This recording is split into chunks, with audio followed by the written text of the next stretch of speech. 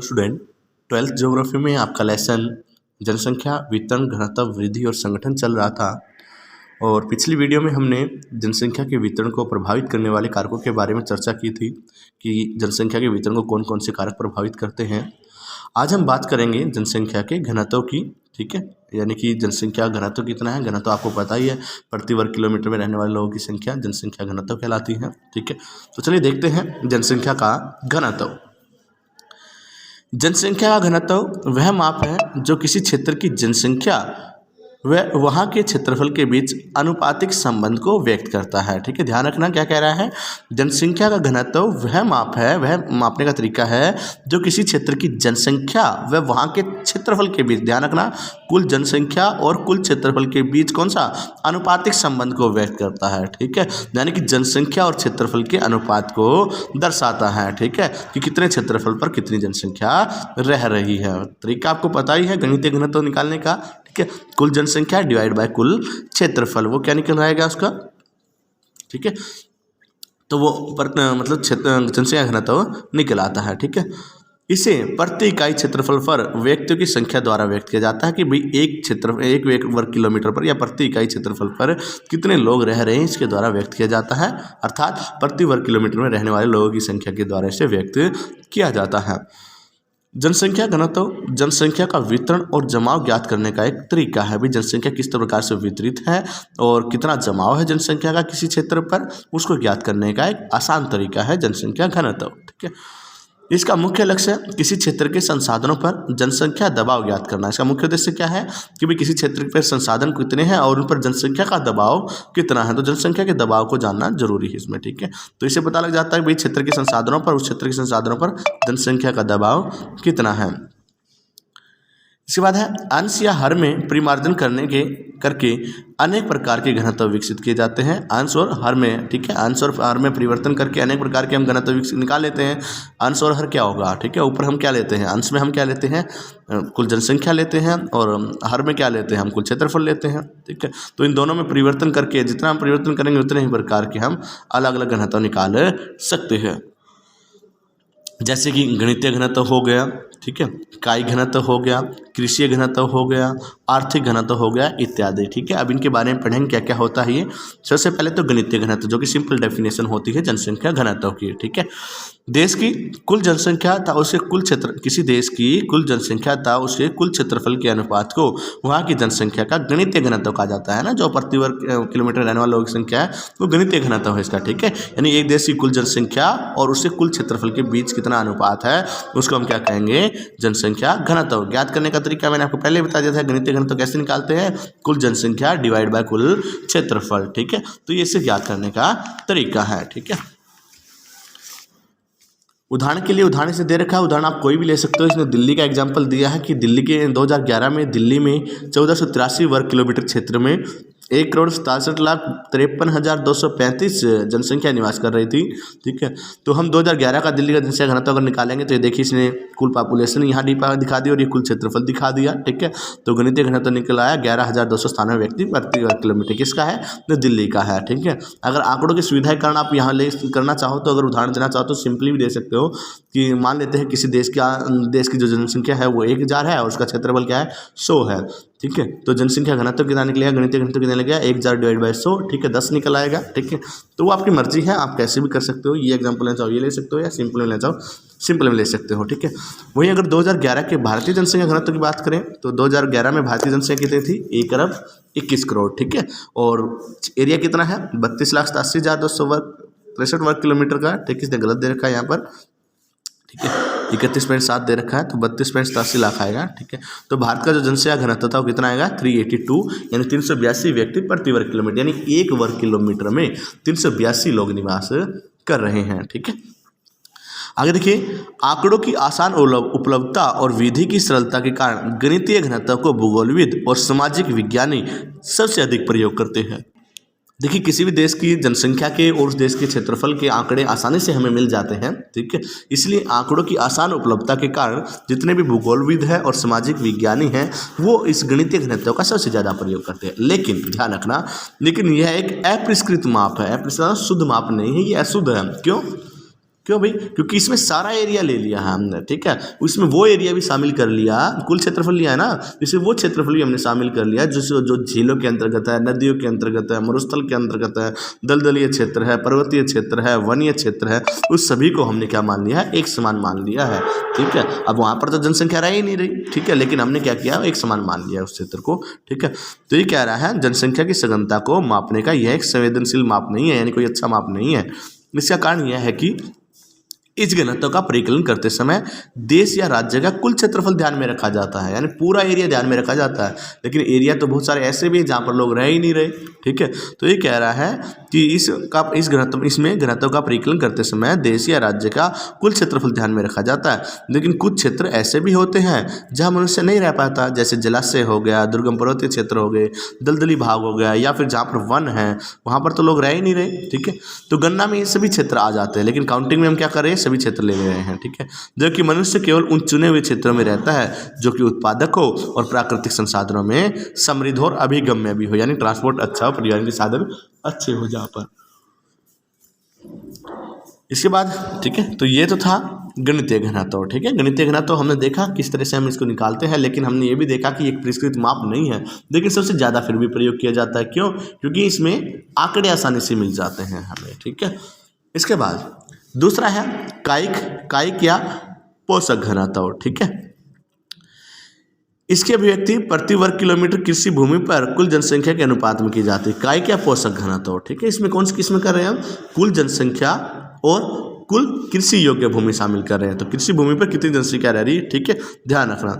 अब ये कहीं ना कहीं उससे ठीक है, क्यों? क्योंकि जो कृषि भूमि होगी वहाँ पर तो जनसंख्या रहेगी ही रहेगी।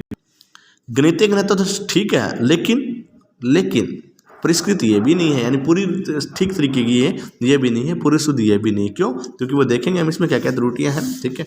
तो वैसे कायिक या पोषक घनत्व क्या होता है? कुल जनसंख्या और उस देश, किसी देश की कुल जनसंख्या और उस देश के कुल कृषि क्षेत्र के अनुपात को, ठीक है। यानी हमने पूरा एरिया नहीं लिया है, कौन सा लिया है? कुल कृषि भूमि ली है, ठीक है। तो कुल जनसंख्या और कुल कृषि भूमि के अनुपात को क्या कहेंगे हम? कायिक या पोषक घनत्व कहेंगे, ठीक है। गणितीय घनत्व में सारी भूमि हमने ले ली थी, ठीक है। तो चलिए, इसकी अभिव्यक्ति प्रति वर्ग किलोमीटर कृषि भूमि पर कुल जनसंख्या के अनुपात में की जाती है। यह एक परिष्कृत विधि है, ठीक है, यानी उससे ठीक है, पूर्ण परिष्कृत ये भी नहीं है, ध्यान रखना। किससे? गणितीय घनत्व से थोड़ी ठीक है, ठीक है, जिसमें गैर कृषि भूमि को बाहर रखा गया है, ठीक है, क्योंकि यह घनत्व कृषि भूमि पर आधारित है, ठीक है, ध्यान रखना। कृषि भूमि, क्योंकि गैर कृषि भूमि को हमने रख लिया, अलग रख दिया, ठीक है। इसलिए इसमें भू संसाधनों पर जनसंख्या के दबाव का थोड़ा बेहतर अनुमान लग सकता है, ठीक है। कृषि प्रधान विकासशील देशों के लिए इस घनत्व का विशेष महत्व है, यानी जहाँ पर कृषि मुख्य क्रिया है उन देशों में तो यह घनत्व काफ़ी विशेष महत्व रखता है, ठीक है।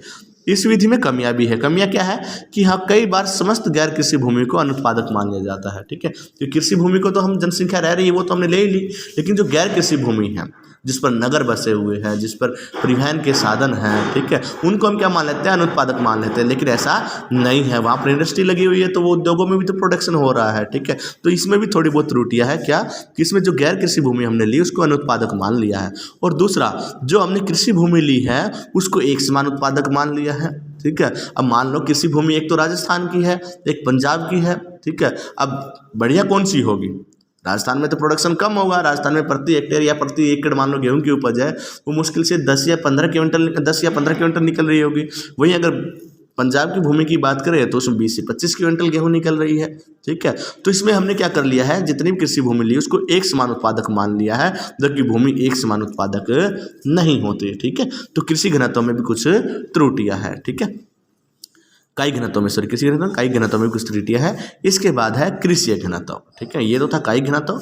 अब बात कर लेते हैं कृषि घनत्व की। कृषि घनत्व क्या होता है? देखिए, इस घनत्व को ज्ञात करने के लिए कुल कृषि जनसंख्या को निवल कृषि क्षेत्र से भाग दिया जाता है, ठीक है। ध्यान रखना, कायिक घनत्व में हमने कुल जनसंख्या ली थी, ठीक है। कौन सी जनसंख्या ली थी?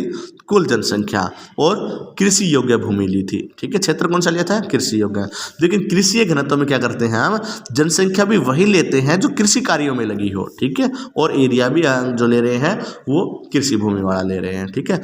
कायिक घनत्व और इसमें अंतर क्या है? सेम बात तो ये है कि जो एरिया लिया गया है वो दोनों में कृषि भूमि ली गई है, ठीक है। लेकिन जनसंख्या में डिफरेंस है, उसमें कुल जनसंख्या ली गई है जबकि कृषि घनत्व में कृषि पर आधारित जनसंख्या ही ली गई है। ठीक है, तो ये कह रहा है इस घनत्व को ज्ञात करने के लिए कुल कृषि जनसंख्या को निवल कृषि क्षेत्र से भाग दिया जाता है।